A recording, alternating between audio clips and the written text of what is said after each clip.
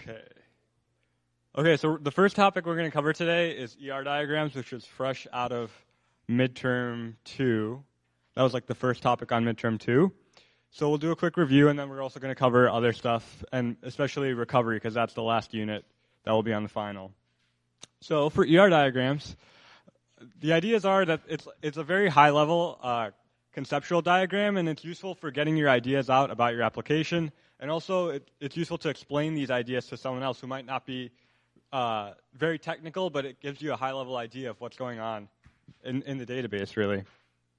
And so, hopefully this is all review, but just a quick recap that we have these nouns or entities in our ER diagrams, and we assign them certain adjectives or attributes. And so the entities are boxes, and then the attributes are circles connected to those boxes, or ovals. And then we underline the primary key, right? Okay, so then the next thing we ask is how do these entities interact with each other? And for that we use relationships, which are diamonds. And we connect them to the two entities, or you could have more, as we'll see. And there's also attributes about those, and so you can also connect ovals with attributes to the relationship as well. The last thing we do is we talk about these constraints on these relationships to make the lines in the diagram more meaningful. And so there's 4 different types. We have these key constraints, which are answering the question, at most, how many times must this entity participate in this relationship? So at most infinity, or at most 1. At most infinity is a non-key, but if you say it's at most 1, then you have a key. And then we also have these participation constraints, which give you at least how many. So if you want at least 1, then you're looking at total participation. And if you notice that if you say at most 1 and at least 1, you end up with exactly 1, which is when you get total participation in a key. Right? So that's the basic summary. Do you have any questions up to here? Yes.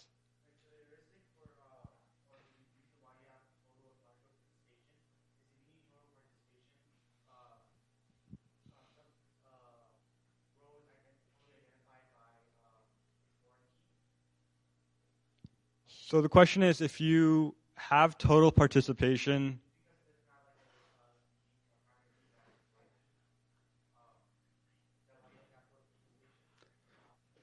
no, I wouldn't necessarily say that's true.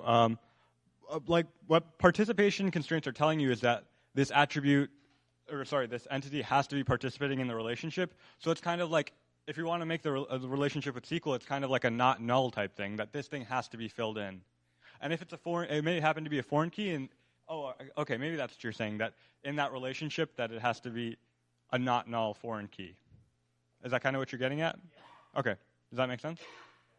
So participation has to do with like it being there, so it being not null. Anything else? Okay, so we'll review some of the more. Okay, so actually, just as a quick recap, I want you to help me out with these true-false, which might look familiar. So the first one is ER diagrams are used to model the physical schema of a database. What do you think? Just shout it out. True or false? False, right? What are they actually modeling? What kind of schema? What's that? Logical or conceptual? That's right. So maybe you aren't super familiar with these terms, but when you hear physical schema or physical things in like systems or databases, you should think of like disks and files and like bits on the disk. And really, that's not what we're talking about at all for ER diagrams, right? We're much higher level. So that's why this is false. Okay, how about this one? An entity set E can be associated with a relationship set R more than once. What do you think? Shout it out. Okay. True? Does anyone have an example? Yes. That's good? That's good. Exactly. So my example is very similar. You can be both an employee and a manager, right? They're both employees, but they have that relationship. Okay? How about this one? At most, 2 distinct entity sets can be associated with any relationship set R. False. And who said that? Give me an example. Exactly. So one thing that we specifically covered in lecture is the notion of ternary relationships, where you might have multiple things interacting together, In this case, it's like an insurance example where you have an employee with the policy covering a dependent. Okay? So now we'll move on to some of the more advanced features, which maybe since they weren't hit on in the midterm might show up on the final, and also because you've gotten more familiar with these ideas. So we have this notion of aggregation, so we're connecting stuff together in these relationships, and maybe it's a bunch of entities that are participating as opposed to just one. So my example for you is you might have a worker, which consists of an employee and a job, right? And the worker is what's managed by a manager, not necessarily, maybe you don't care about how the manager interacts with the job and the employee specifically, but like kind of that joint relationship.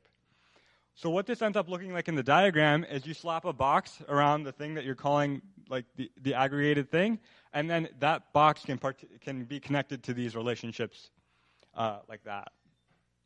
So does this idea make sense? It's a simple kernel of an idea, just that like sometimes you want to take things up a higher level and group them together, and that's what's participating. Yeah? Okay. So then the other one, which I think you're a little bit more familiar with, is weak entities. And it's this idea that an entity that only makes sense with the parent one, or something that's so weak it can't stand alone on its own. And one example from discussion we saw is maybe you have this idea of trees and islands, and it doesn't make sense to uniquely just talk about a tree, right, because there's so many. But if you have an island, it makes sense to talk about an island like this tree that lives on this island. So like a little bit more precisely, what that means is that the key for a given tree is the combination of the island's name and the tree's nickname. Those two together, right? So which one is the weak one, the tree or the island? The tree, that's right. So, and just to be more specific, what does that mean in the diagram? So to make a weak entity in a diagram, you go ahead and you bold the weak entity and the relationship. It's a little bit hard to see here, but tree and is on are both bolded. And then the relationship is going to be many to one.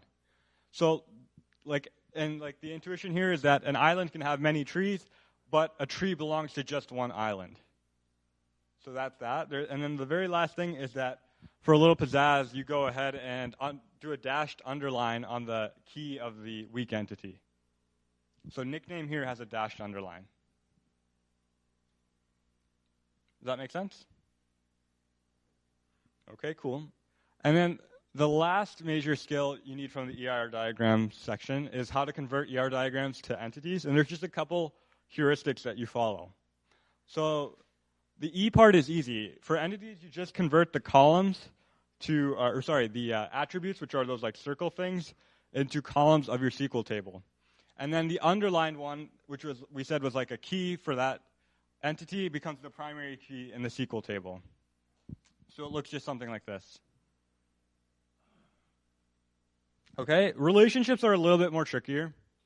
So the attributes, so you convert the relationship, again, into a create table with that name. And then the attributes become, they also become columns of that table. The keys, if you think about it, a relationship is specifying how different entities are like participating together. So to capture that, the keys of the participating relationships become foreign keys to the entities that they're talking about. So what that looks like for this SQL example is that you have works in, which has foreign keys for the employee's key, which is SSN, and the department ID, which is from departments.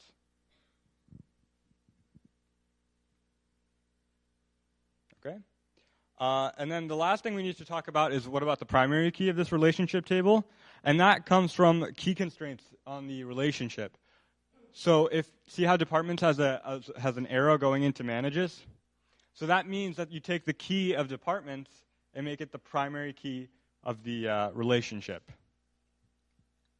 So just to reiterate, the key constraints turn into primary keys. Lastly, and this is getting back to the question we had earlier about participation constraints. So when you're saying something must be in this relationship, the way you do that in SQL is with not null. So that says that, hey, this has to be in the table. It can't be a null value. But this is actually pretty limited just because of the way SQL works. It only works under a few certain circumstances, which is like it's a binary relationship with one entity. And does anyone have any idea for why that it doesn't work for like more entities? So it's kind of like a trivia thing, but if you're saying one column, like you say this one must be null, and this one must not be null, and the second one must not be null. You're not saying that. There's no way in SQL very cleanly to say that they both must not be null, right? So like that's why you can only do this for one entity cleanly. Otherwise, you have to use this more advanced feature called check constraints, which we didn't really cover too much. So this is just kind of something you should be familiar with. Okay. So this is So this is what it looks like in SQL. That if we want to say SSN must participate in the works in relationship, we would put a not null here. So do you have any questions on any of the stuff we talked about yet? Yes. Sure.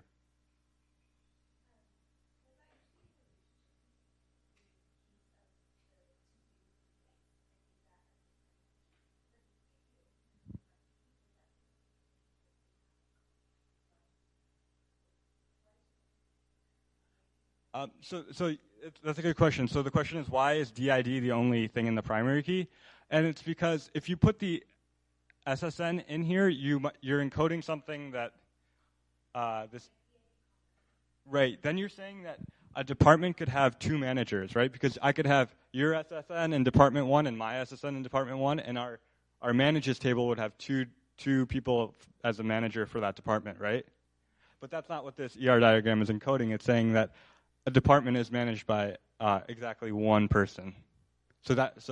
Yeah, and that's actually a way I like to approach these a lot, is just kind of reason through the logic. If you did end up putting SSN and DID both in the primary key, think about what could go in that table, right? You could have unique pairs of SSN and DID, but that implies that you could have two people as a manager for a department. And then you go back to the diagram and you see that's not what the diagram is saying. Yeah. So, and like to boil that all down to like one rule that you can keep with you, the things that are key constraints become the primary key. Good. Yes. Okay.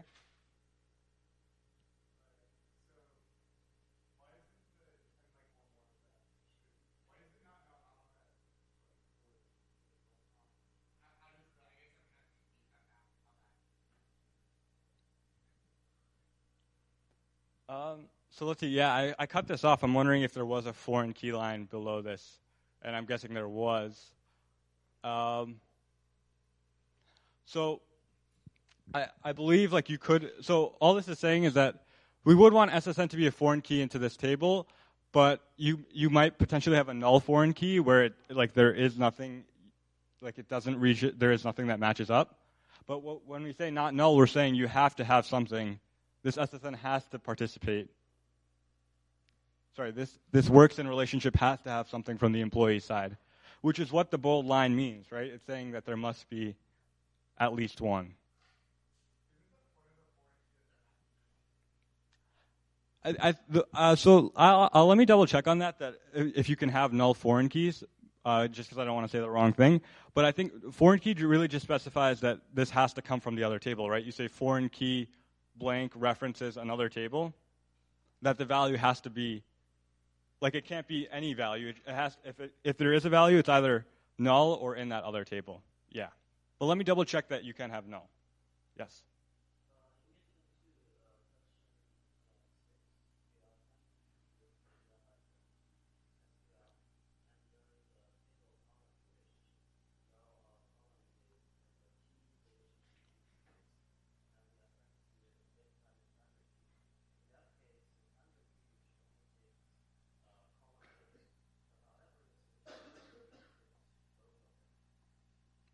Oh, yeah?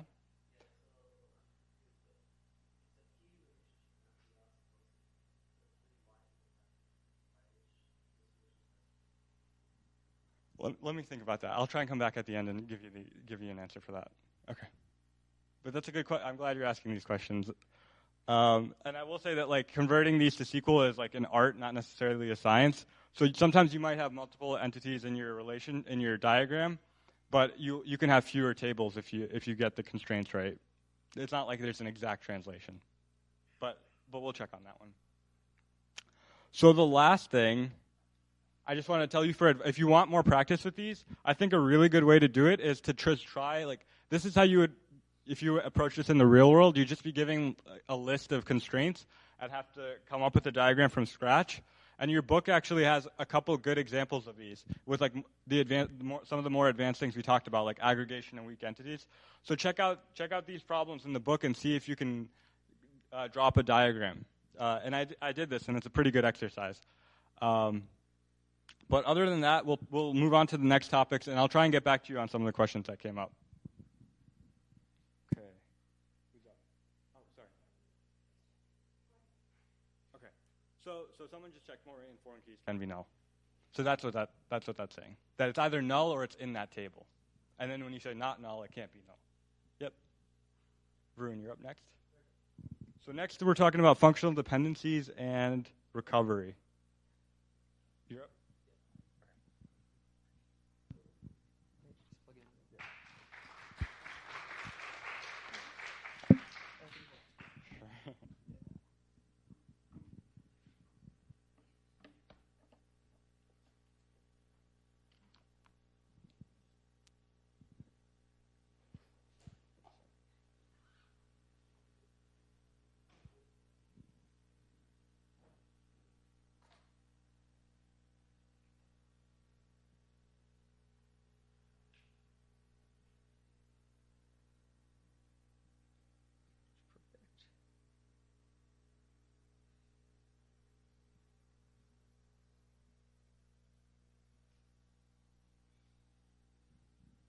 Excellent. Can you guys all hear me in the back? Okay. So I am going to be covering a really quick review of functional dependencies and recovery. Functional dependencies, these slides are kind of based on the slides that I used at the last review session, actually. Even more specifically, they're a strict subset of the slides that I used beforehand. So if you want even more practice with FGs after this, then refer to those slides. All right, functional dependencies. They're written in the form x arrow y. If you say x arrow y, that means that if the x values are the same, then the y values are the same. And x and y over here are sets of attributes. For simplicity, we're not going to use set notation. Suppose we have x is equal to the set AB and y is equal to the set BC. Then we're going to write AB determines BC instead of set A comma B determines set B comma C, just to keep the syntax a little bit simple. A little bit more terminology. A superkey is when you can say you have some set of attributes X that determines all attributes of a relation R. Then you say that X is the superkey for R. If no subset of X is a superkey for R, then you can say that X is a candidate key for R. So don't confuse these with search keys for indices. That's a completely different type of key. Some rules for inference if you're given a set of functional dependencies. All of the inference rules can be derived from these three axioms. These are Armstrong's axioms. They're a sound and complete set of axioms, which means that if you have any set, then you can just use these axioms to determine all the possible functional dependencies that you can determine. The first rule is reflexivity. If you have X determines Y, and X is a superset of the attributes in the set Y, then first of all, that's called a trivial functional dependency. And second of all, you can always say that X determines Y. So that's just something that's true. For example, if you have X is equal to like the set ABC and Y is equal to the set AB, then that's true just trivially. Then ABC determines AB. The second rule is called augmentation. If you have an initial functional dependency X determines Y, and you decide to add the set Z to both sides, then you can say XZ determines YZ, and that's also true. The rule of transitivity says that if you have two functional dependencies, x determines y and y determines z, then you can get x determines z from that. And again, x, y, and z are all sets of attributes. Some more rules that you can derive from these three. You can derive the union rule, which is if you have x determines y and x determines z, then you can sort of combine the right-hand side of those two. You can say x determines the set yz. And the other way around also holds. If x determines yz, then you can break up the set on the right-hand side into two smaller sets. You get two statements that are true, x determines y and x determines z. This is not necessarily true, though. If you have x, y determines y, z, you can't just say, oh, I'm just going to do the opposite of augmentation. I'm going to drop the thing that appears on both sides and get something smaller. You can't actually do that. So you can't say, because x, y determines y, z, therefore x determines z. That's not generally true. Okay. Functional dependencies matter because they help with schema refinement. If we look at the definition of Boyce-Codd normal form, we can say that relation R with functional dependencies F is in BC and F if for every functional dependency x determines y in the closure of F. The definition of closure is in the lecture slides. I left it out today just to keep things relatively short. It basically just means that you start with a set of functional dependencies, apply all the inference rules, and then F plus is everything that you can determine after applying the inference rules to the functional dependencies in F. So let's say we do that, then we consider every FD inside F plus. At least one of the following holds. So y is a subset of x. In other words, the functional dependency is trivial. Like I described earlier, this would be something of the form AB determines B, or something like that. If it's not trivial, then x, the left-hand side of that functional dependency, is a superkey for R. In other words, like if R is A, B, C, D, E, and x is, let's say AB, and you can say AB determines A, B, C, D, E, then AB is a superkey for R. If either one of these conditions holds for every functional dependency, then you know that the relation is in BC and F. The way you decompose into BC and F, there's an algorithm. So just keep repeating this until no FDs inside F violate BC and F. You actually don't need to compute the closure of F, which is kind of nice. So for each functional dependency, if that functional dependency violates BC and F, then you split your entire relation R. You say, I'll take R, I'm going to subtract the right-hand side, and then that's going to be one of my new relations, one of my new tables. The other thing you do is you take the left-hand side and the right-hand side of that FD, put those together, and that also becomes a new table. So you keep repeating this process until eventually you have no FDs that violate BC and F. Okay, we'll step to a practice problem really quickly. If you have relation R with the attributes A, B, C, D, E, F, G, and the given set F of FDs, then ignore the same as before part. I didn't copy the slides correctly, but decompose R into B, C, and F. So the way that would work is let's go from left to right, dealing with offending FDs that cause us to violate BC and F inside the set F from left to right. So first we'll deal with A determines F. So this violates BC and F because neither of these conditions holds. So it's not trivial, and the left-hand side is not a superkey for R because we have A determines F. But from that, we can't actually derive any more FDs. We can't say A determines all of R. And because of that, we're going to decompose. We're going to decompose A, B, C, D, E, F, G into A, B, C, D, E, G. We took out F, basically. We took out the right-hand side. And now we'll take both the left-hand side and the right-hand side of that FG, and we'll get AF. We kind of repeat this process. AB determines BC. This one is kind of interesting. I'll get to that in the next slide. But we decompose that in kind of a similar way into ABDEG. And so the relation we're dealing with now is ABCDEG. And the problematic functional dependency is AB determines BC, because it's not trivial, and once again, AB is not a superkey for that relation. So we decompose that way into ABDEG and ABC. And now we still have one problem. We have the FD G determines A, and ABDEG. Again, it's not trivial. G is not a superkey. We decompose again. We get BDEG and AG. And now we have our final answer. These are the 4 relations that we create.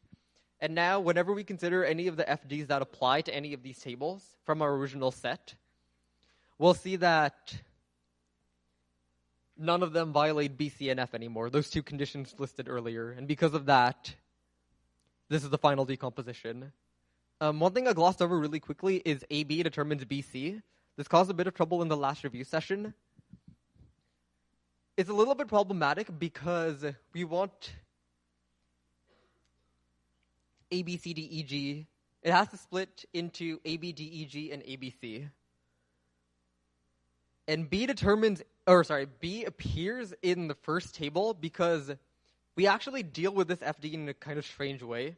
We say we split it into AB determines B and AB determines C. This is true by decomposition.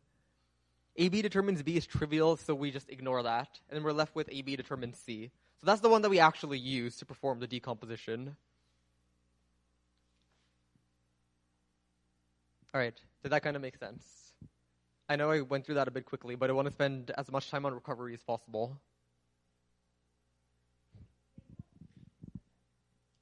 Ordinarily, no. So this one is kind of a weird example because, when I wrote this for the last review session, I actually didn't realize how problematic it was. I guess the real problem is that if you try to apply the rules given the FD the way it is right now, if you say you take ABCDEG as your table, you subtract BC from that, then you'll get ADEG. And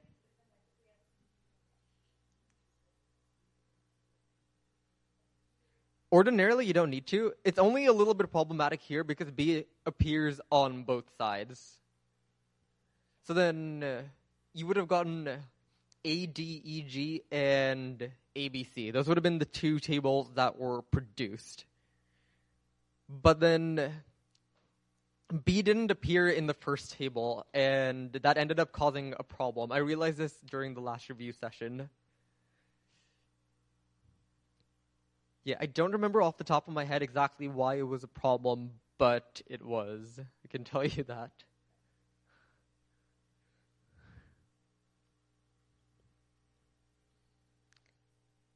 Yeah. When you're doing the algorithm to convert to BC and F, do you need to apply the FDs or like later FDs in your set to the new tables that you create? Yeah, so you consider all the FDs on every single table that you create. It just turns out that most of the time, the first table is basically R minus the right-hand side, right? R minus Y. And the second table is XY. XY is usually pretty small, so it usually doesn't have too much of a problem.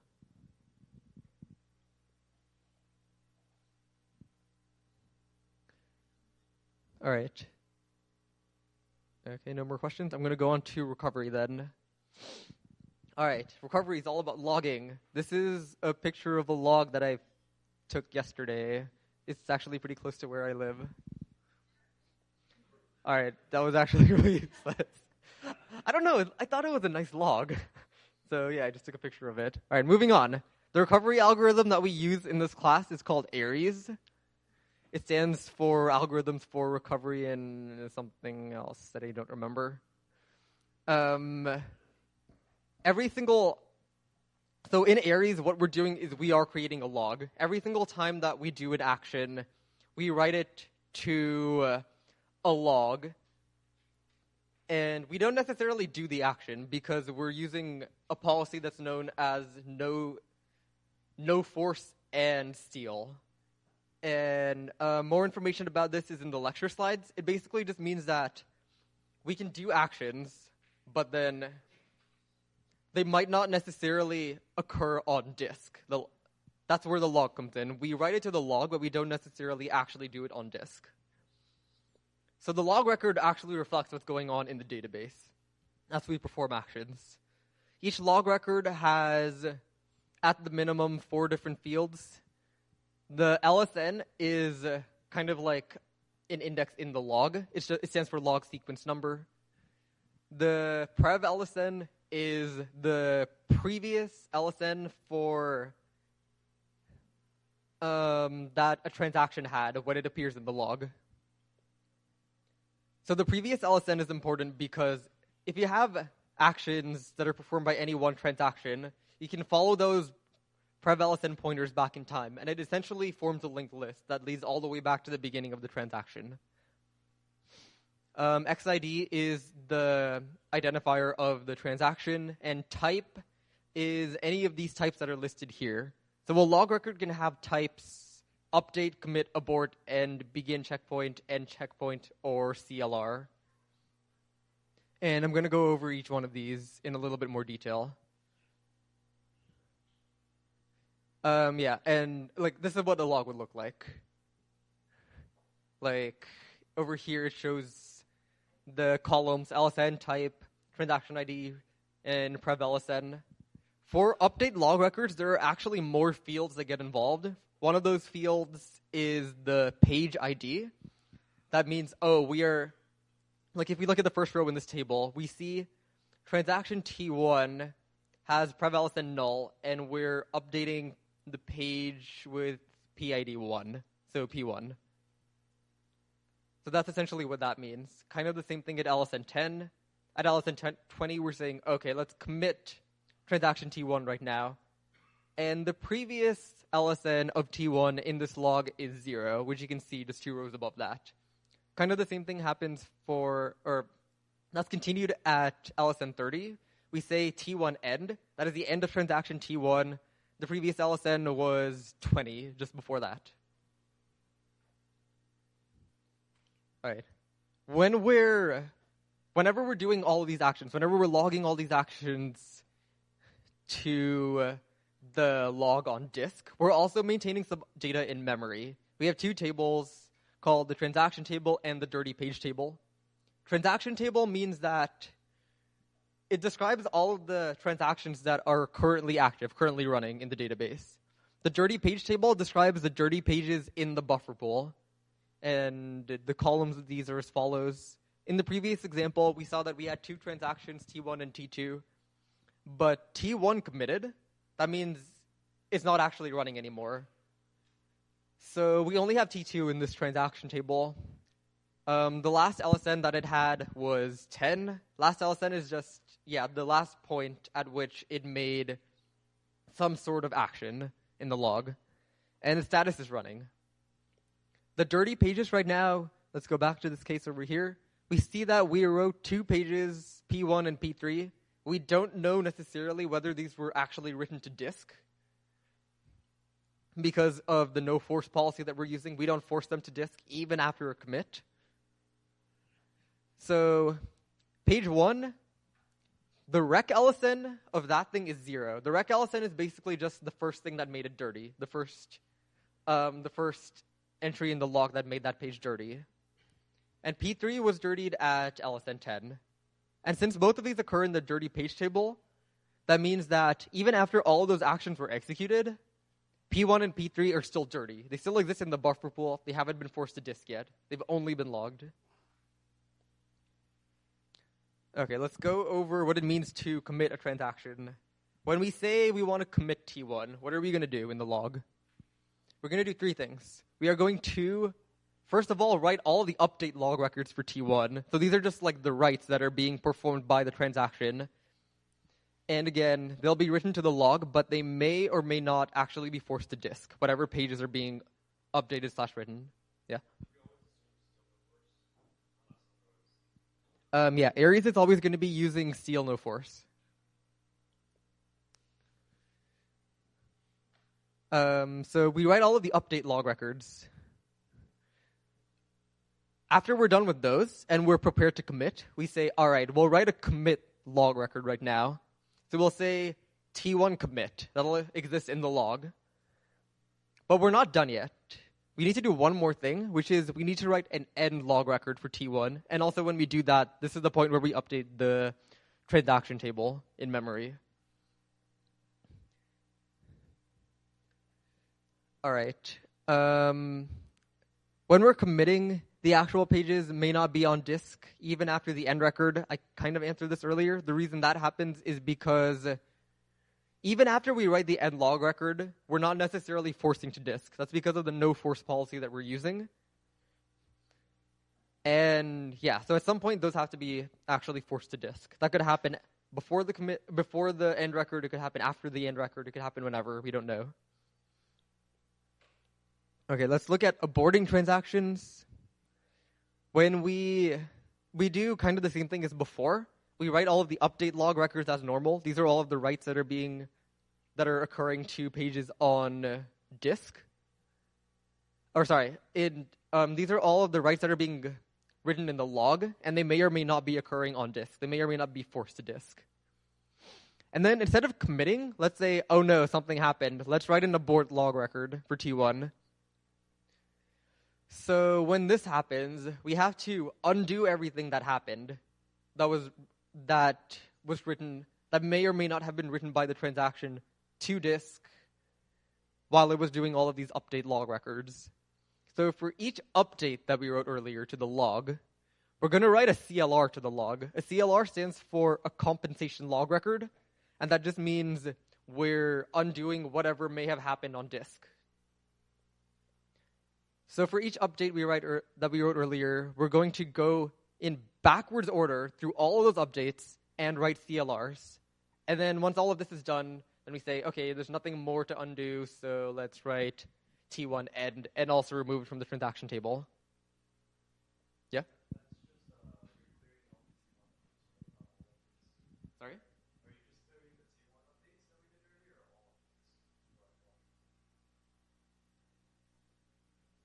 So the things that we're clearing are the T1 updates. So, okay, I guess I was a bit unclear about that. I can update these slides later. But yeah, the things that we undo are for that transaction only.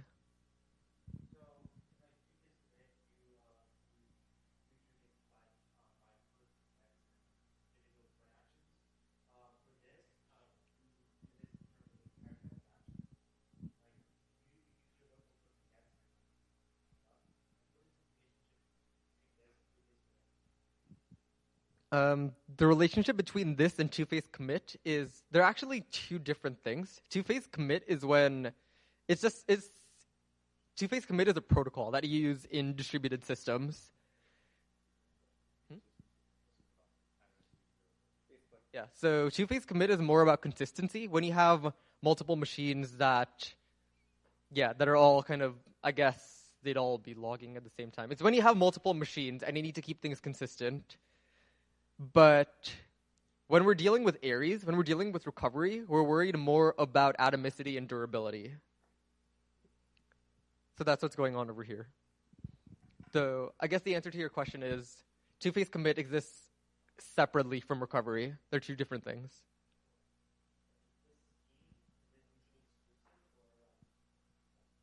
The recovery algorithm that you use is, it's basically independent from whatever protocol you're using for distributed systems. Like two-phase commit is a protocol that you could use. Similarly, Aries is an algorithm that you can use for recovery. So yeah, they're completely different. They're completely separate from each other. And you're not responsible for knowing two-phase commit for the final. Question in the back.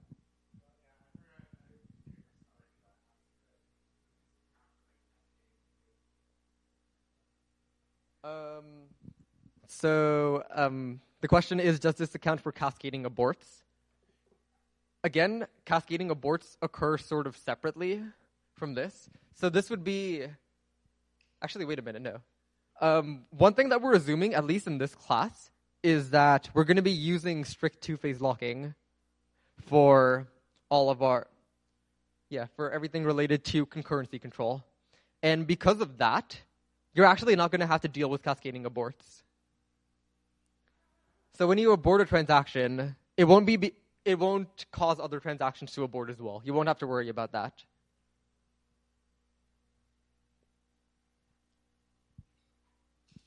Okay, next slide is...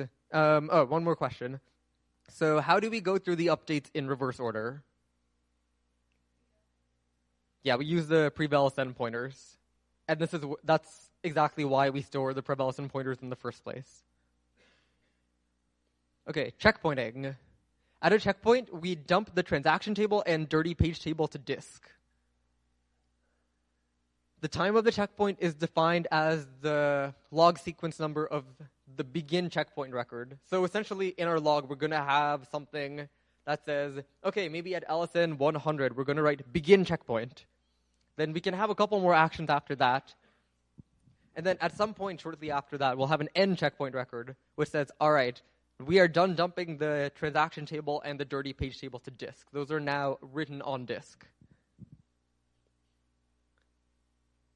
So yeah, we essentially use checkpointing just to make recovery a little bit easier.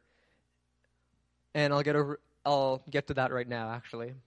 So recovery, let's say that we're trying to do some sequence of actions in the log, and we've written them to the log, and we don't necessarily know whether they made it to disk. So we have stuff in the log, and then our system crashes. What are we going to do? We need to recover everything that we had beforehand and continue executing. There are 3 phases of recovery. The first one is analysis. The first thing we need to do is reconstruct the transaction table and the dirty page table. Like I said before, we use checkpointing to make recovery a little bit shorter for us, and this is where that comes in. So we reconstruct these 2 tables using the data that we had starting at the last checkpoint. Once we have our in-memory data working again, we perform the redo phase. This means we repeat all of the actions since the smallest rec LSN in the dirty page table. In other words, we find the smallest rec LSN in the DPT, and we see that, okay, this points to some record in the log, and now we're going to execute everything that occurs after it in the log. We're going to repeat, or not exactly all the actions, we're going to repeat all of the updates and CLRs that occur after that, and I'll get to that in a later slide. Then we have the undo phase, which means we undo all of the actions that were active at the time of the crash. This involves, once again, writing a lot of CLRs, and it's conceptually pretty similar to aborting a transaction. So this is kind of the order that we go in. This is taken from Joe's slides. We start, for analysis, we started the last checkpoint and move forward. For recovery, we started the smallest rec LSN and move forward from there. And for undo, we start at the LSN where we crashed and move backwards through LSNs until we reach the oldest log record of all the transactions that were active at the time of the crash. After that, there's nothing more to undo. Okay. I'm going to have some I'm going to refer to the questions 5, 6, and 7 on vitamin 11. This is the log that was given on the vitamin. You assume that all of these actions occur, and then your system crashes. Essentially what happens is you say begin checkpoint and end checkpoint. This means that everything that's in the database everything that's in memory, the transaction table and the dirty page table, are dumped to disk. We're going to assume that they're both empty, just to make things simpler. After that, we have a couple of updates. T1 writes P1, T2 writes P2, T1 writes P3. These are all written to the log. We abort T1. We undo some of its actions. We write an end T1 record. And then we start updating T2. T2 has a couple of updates as well. it writes to page P1. It starts to commit, and then we crash. What's important to note here is that the end record is not written for T2. So let's take a look at what happens there. Analysis phase. We need to recreate the two tables in memory. We scan the log forward from the last checkpoint, which is essentially the very beginning of this entire log. Whenever we see an end record, we remove the transaction from the transaction table. For any other record that we see, so like update or CLR or whatever it is, we use the information in that to update the transaction table. And in particular, if we have an update record, we update the transaction table, but we also have to update the dirty page table. So if the page that is being written is not in the dirty page table, then we'll add it to the dirty page table.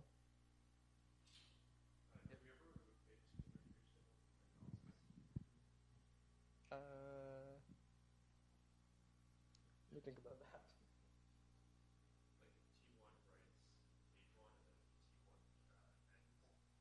That's interesting.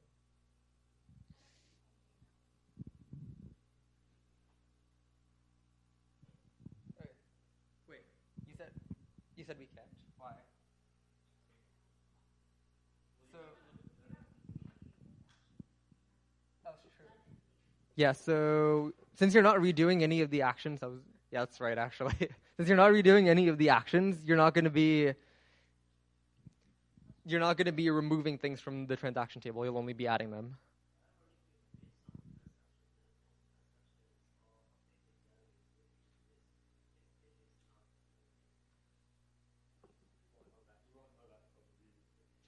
Yeah. So the redo phase is when you're actually going to repeat the actions. So that's where those are going to come in.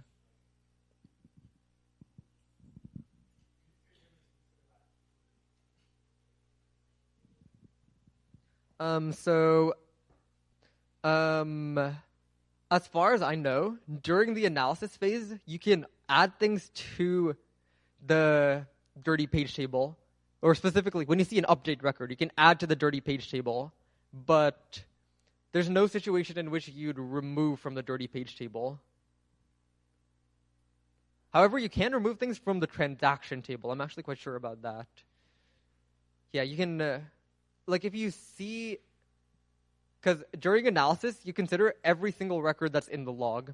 So if you see a commit or abort, or once you see an end record, then the transaction should be...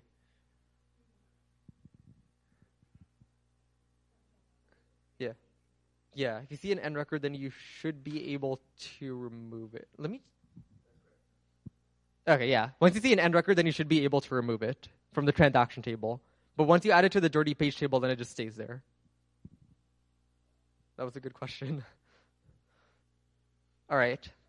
Let's look at the vitamin question here. What are the contents of the transaction table and the dirty page table after analysis? We saw that, let's go back a few slides. So we saw that T1 aborted, but T2 was still going, and we started committing that, but didn't quite finish yet. So T2 was going to be in the transaction table with the last LSN 110. That was where we left off. Its status is committing because it is in the process of committing. The status can be running, aborting, or committing. Those are the three possibilities in the transaction table. Now, as for the dirty page table, we see that P1, P2, and P3 were all written. They were first written at LSNs 20, 30, and 40 respectively. And because of that, these are the values that they're going to have in the dirty page table.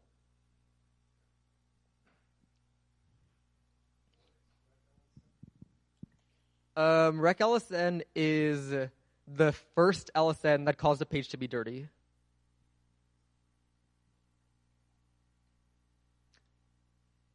Okay, let's look at the... Oh, yeah.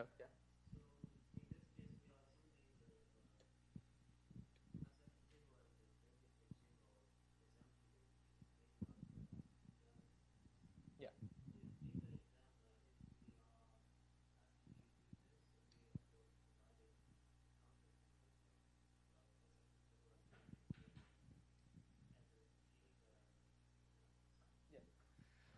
So in this problem, what we did was, I didn't actually explicitly say that at the checkpoint, the transaction table and dirty page table were empty. We'll be a bit more clear about that on the exam, and we'll actually include the contents, if they have any contents. Otherwise, we'll just say, oh, both of these are empty. So we'll be more clear about that. I believe I was more clear on the vitamin too, but I kind of just condensed the vitamin down just to make these slides a bit shorter. Okay, let's look at the redo phase right now.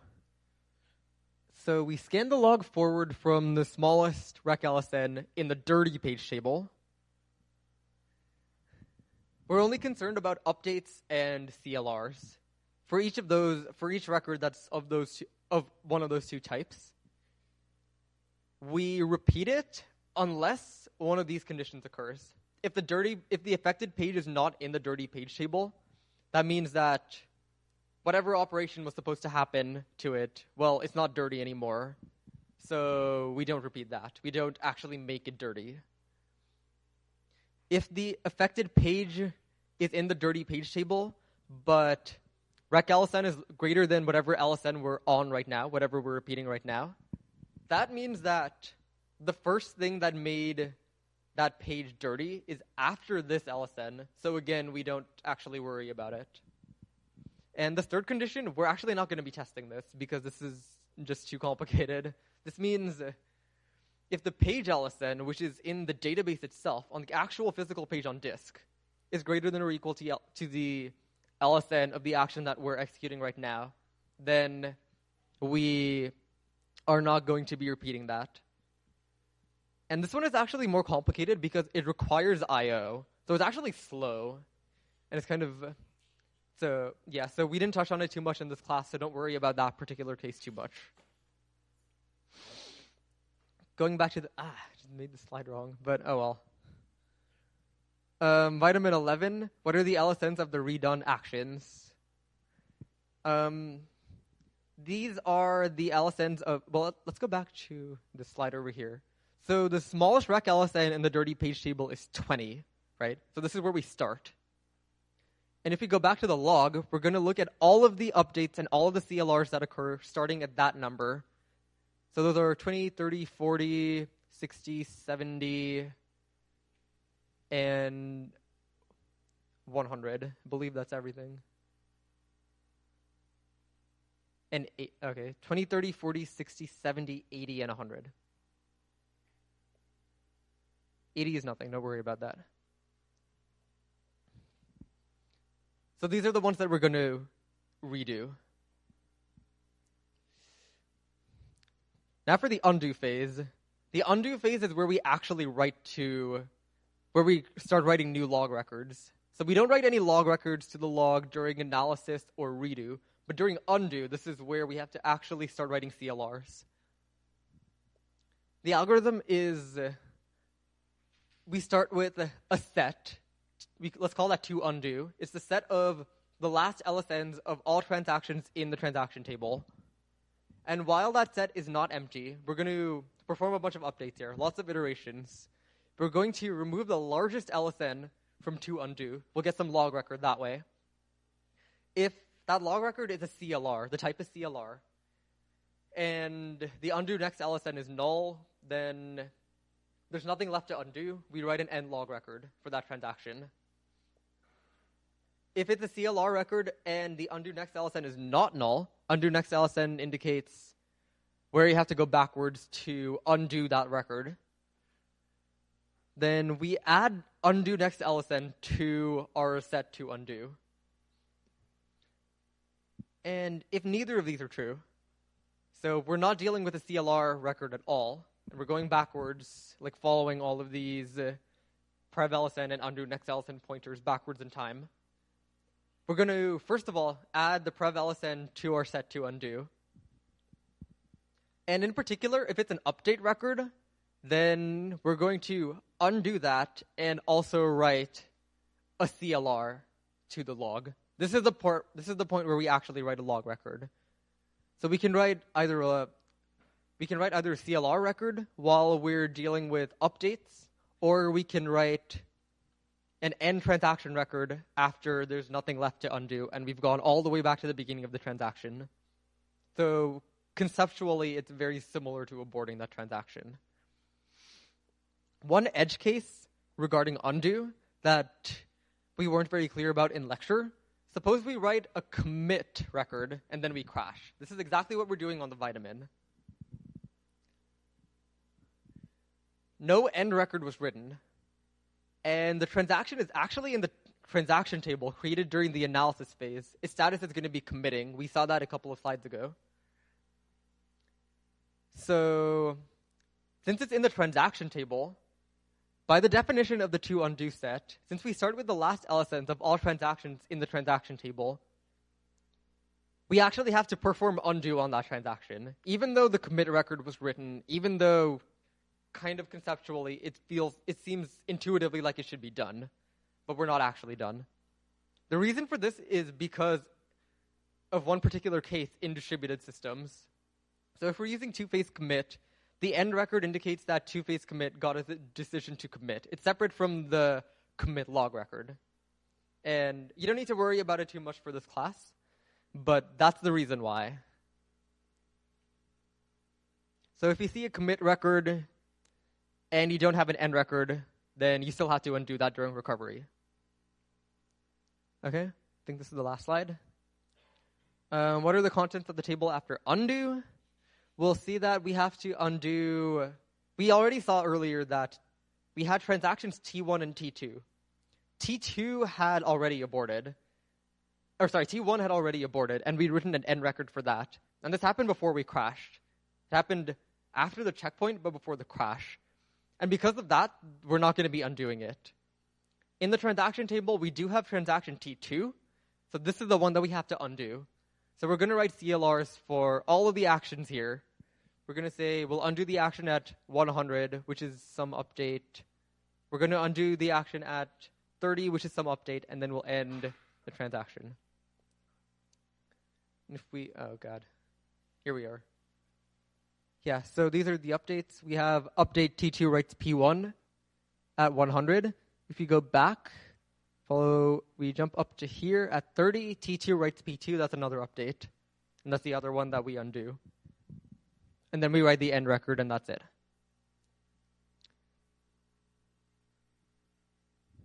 Okay, that's all I have.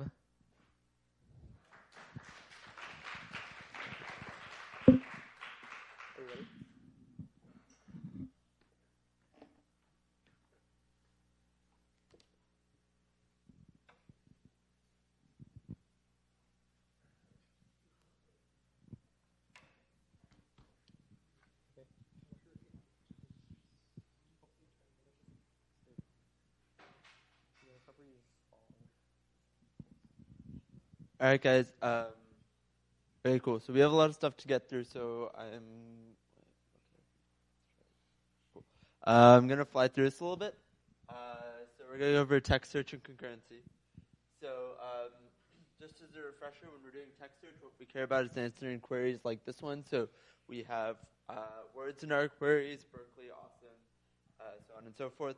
So we want to find documents that contain these words. So the way that we model this is that we have a bag of words, right? So every document is just some some set of words. But when we're constructing this bag of words, there are two key ideas. The first is that you stop words. For example, the word the or this are very commonly used, probably not very helpful in searches.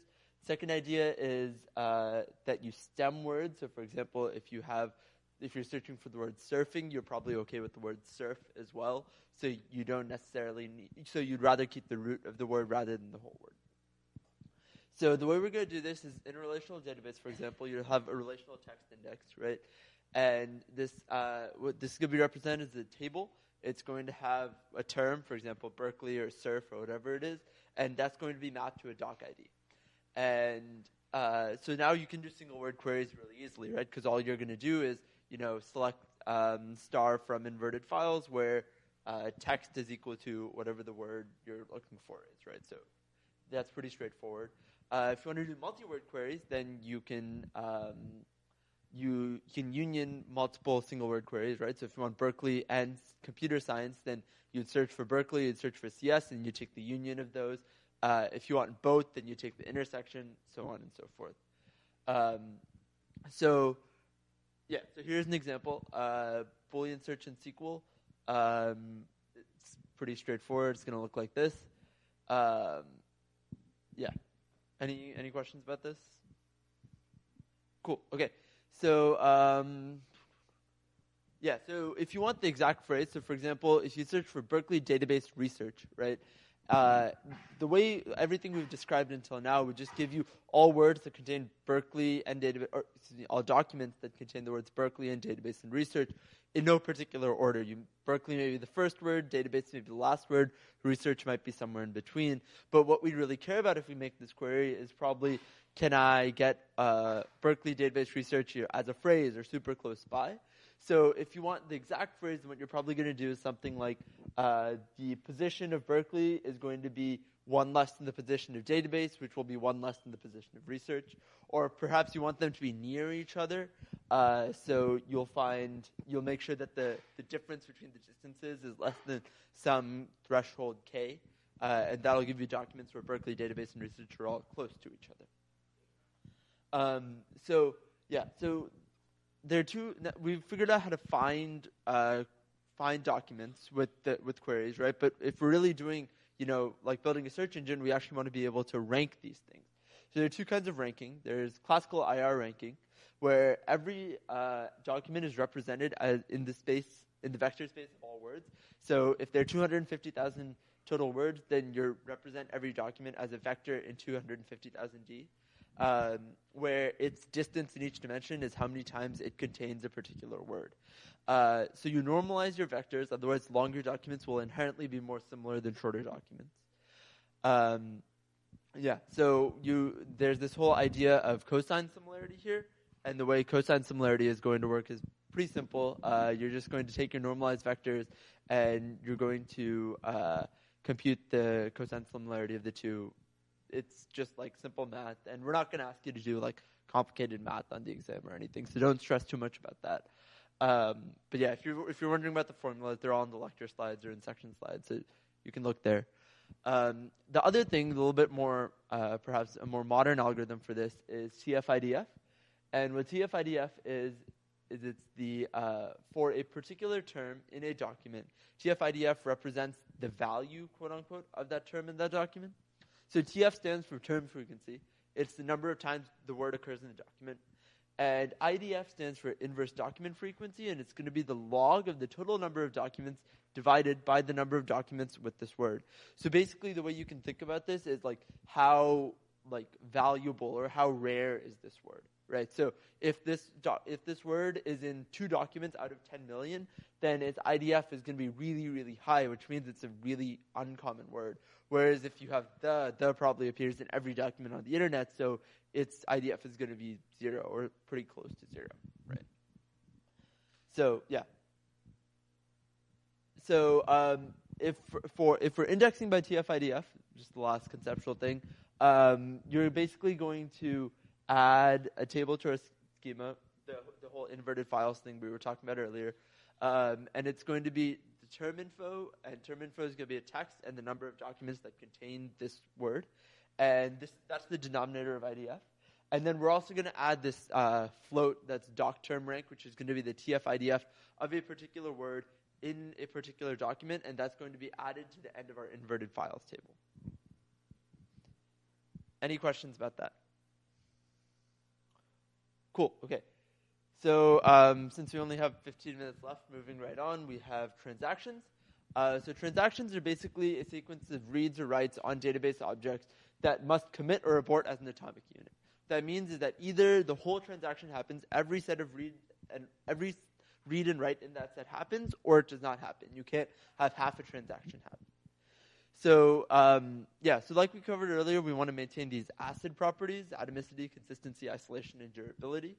What atomicity means is what we're just talking about, that either all actions in a transaction happen or none of them happen. What durability means is that the effects of a committed transaction must survive failure. So that's what Varun was just talking about with the recovery stuff. Even if the database fails after we say transaction is committed, then it must have committed. We can't lose the the data from that transaction. Consistency just means you want to preserve your integrity constraints. So if you say that, your balance of your bank account can never be less than 0, then you don't want to allow two simultaneous transactions to withdraw $100 from an account that only has $100, right? Because then your total bank account balance would then be less than 0. And the last thing is that isolation basically means that every transaction should basically, just like the results of every transaction should be executing them by themselves in some serial order without anything else going on. So everything we're going to talk about is in terms of, enforcing mostly like atomicity, consistency, and isolation. The durability stuff is covered by Aries. So conflict serializable schedules enforce isolation, and they're a subset of all schedules that are basically a conflict serializable schedule is a schedule that is conflict equivalent to a serial schedule. A serial schedule is just a schedule in which you do like T1, then T2, then T3, like some sequence of transactions. What conflict equivalence means is that if they have the same actions of the same transactions the conflicts occur in the same order, right? And so, for example, if transaction 1 is doing a write and transaction 2 is doing a write, and the write of transaction 1 comes before the write of transaction 2, then there must be some serial schedule in which all the conflicting actions of transaction 1 come before the conflicting actions of transaction 2, right? And if that holds true, then the schedule is conflict equivalent to some serial schedule, and it is therefore conflict serializable. So conflicting actions are actions from different transactions on the same object, and you must have at least one write, right? So either they're both writes, or one is a read and one is a write, because what you read would depend on whether the write comes before or after that read, for example. So those are things that constitute conflicting actions. And yeah, so this is what we just went over. So the way that we can deterministically figure out if a schedule is conflict serializable is by drawing this dependency graph. And what we're going to do here is we're going to put one node per transaction, and we're going to draw an edge from Ti to Tj. If there's some operation in Ti that conflicts with some operation in Tj, and the operation in Ti appears in the schedule earlier than the operation in Tj, right? So basically what that means is that Ti, in our proposed theoretical serial schedule, Ti must come before Tj because its action comes before, right? And so if there is a cycle in this graph, that means that, let's say there's a cycle between Ti and Tj, that means Ti must come before Tj, and then Tj must come before Ti in our proposed serial schedule, but that can never be true. They can't both come before each other. So if there's a cycle, then it's guaranteed that the schedule is not conflict serializable. And if you are into theory, you can prove that if there is no cycle, then you're guaranteed that it is conflict serializable, but you can just take that at face value.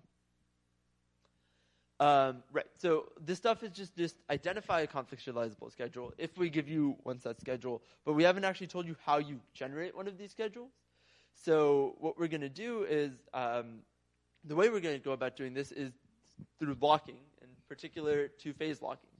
And I'm sure all of you are very familiar with this by now, but the way this works is that you have an S lock, which is a shared lock, which means that which means you're going to read this, and you're going to have an X lock, which means you're going to write to this data.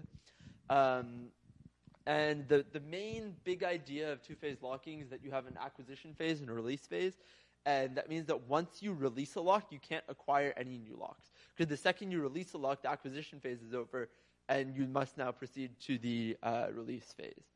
But the one big thing here is that this doesn't prevent cascading aborts. If you're confused about why that is, look through lecture slides or watch the webcasts. So the way we're going to do this is by doing strict two-phase locking. This is going to prevent cascading aborts.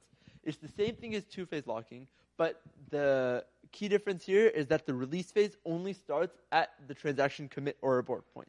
You can't release any locks until you write your commit record or write your abort record. So that's locking. This strict 2PL prevents cascading aborts, and it produces conflict serializable schedules, which is exactly what we want. But it doesn't prevent deadlocks. So if you look in the lecture slides, there's some stuff about deadlock detection, deadlock avoidance, and then like how you deal with deadlocks. They have these like very pleasant algorithm names called wound, wait, and wait die. Very uplifting. But yeah, so like review that stuff. It should be pretty straightforward. One of them, they basically prefer or give priority to older transactions over newer transactions. Okay, so in the last 10 minutes, we're going to go over the advanced concurrency control stuff. Like Joe said in lecture last week, the only stuff that we're going to require you guys to know from this is multi-granularity locking, which really is pretty straightforward, and time-ordered multi-version concurrency control. Everything else, latches, B-link trees, the phantom problem, what else do we cover? Weak isolation, snapshot isolation, all of that stuff you don't need to know. These are the only two things that you need to know. So we're going to go over that real quick. So multi-granularity locking is pretty straightforward. Basically, if you think about it this way, if you're writing to a database, you don't want to get an X lock on the whole database. That would be ridiculous because then no one else could touch any of the data in the database, and you've basically made your system serial, right? Complete waste of time. So instead what you're going to do is you're going to have locking at multiple levels. So for example, you may have the database level, at the table level, at the page level, at the tuple level, right? Those may be your levels of locking. And basically, unless you're going to write to every single tuple in the database, you're not going to get an X lock on the database. If you're only going to be updating one particular tuple, then you'll get an IX lock on the database, you'll get an IX lock on the table, you'll get an IX lock on the page, and then you'll get an X lock on the particular tuple that you're updating, right? And it's the same thing. You're basically going to, these intention locks, so IX means intention for an exclusive lock, IS means intention for a shared lock. All that means is that you're going to say, I'm going to actually get this kind of lock at a lower level in the database, at a more fine granularity than the one we're currently at, right? So this is the lock compatibility table for multiple granularity locking. It's probably a good thing to like put down on a cheat sheet. It doesn't take up much space, and it's pretty useful. The one mildly confusing thing here is the SIX lock. So it's a shared lock on the whole level that you're at, and it's an intention to write at a more fine level, right? So basically, you can think of this like maybe you're going to scan the whole database and update some tuples. So you're going to read the whole database, so you'll get a shared lock on the whole thing. But you're only going to update some of the tuples, so you don't want to get an X lock on the whole database, but you want to get an IX lock because you're going to get an X lock at a finer granularity. So yeah, any questions about that? Yeah. So that means that you can think about it this way. So if you have an IS lock, then you can get another IS lock. But if you have an IS lock, you can't get an X lock, right? So basically, you can think of the column is like what you already have, and the row is what you can get, or vice versa. Yes, at this level of granularity. This is at one level of granularity.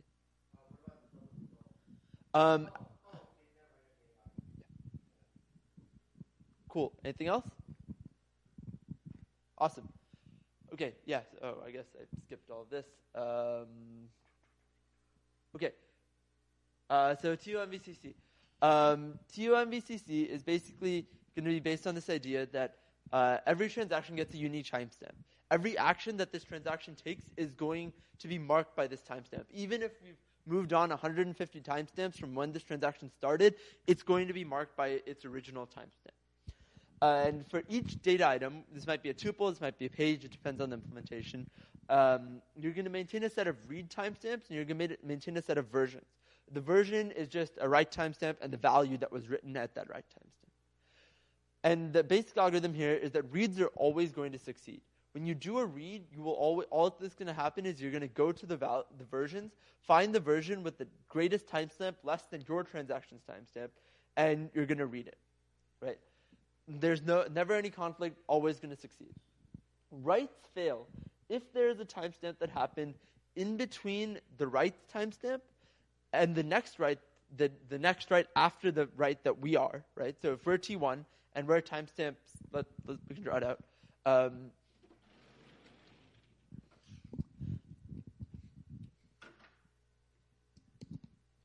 So if we have, yeah, it's terrible. if we're T1 and we are at, well, so these are our writes and these are our reads, right? And so there's we're like T1 has timestamp 65, right? So let's say that there's a write at 75, right? And we're T1, and we're going to try to do a write at 65, right? So the question here is there a read that happens in between these two writes, right? So if there's no write now, there's no read, so we can put a write here, right? And there's no issue with that. But the issue is if there was a read here, let's say at 70, right? If there was a read there, and then after that read happened, we came and inserted this write at 65, we would have essentially changed the past. Because what should have happened was, in a consistent universe, the read at 70 should have read the version at timestamp 65, but because it got inserted after the read at 70, it would have read the previous version, wherever that was, we don't care, it would have been the earlier version. So what we've done here is we've effectively changed the past, and that's the only thing that we can't do. So this is the only case in which writes will fail, right? And the reason that we only care about this interval right here is because if this write had happened at 80 instead, then this write doesn't affect that because it would have already read the version at 75, and this made no difference to it. So that's the one situation in which writes will fail in TOMVCC. The main idea here is that locking is expensive, so you're going to try to let the transactions run without locks, and then if there's a conflict like here, that's when you would abort a transaction instead of having this expensive locking for a lot of situations in which you don't really need to lock. Okay, so that's the gist of advanced concurrency control. We're out of time, but we'll be here for a few minutes if you guys have any questions, want to talk about anything. And good luck on the final, guys.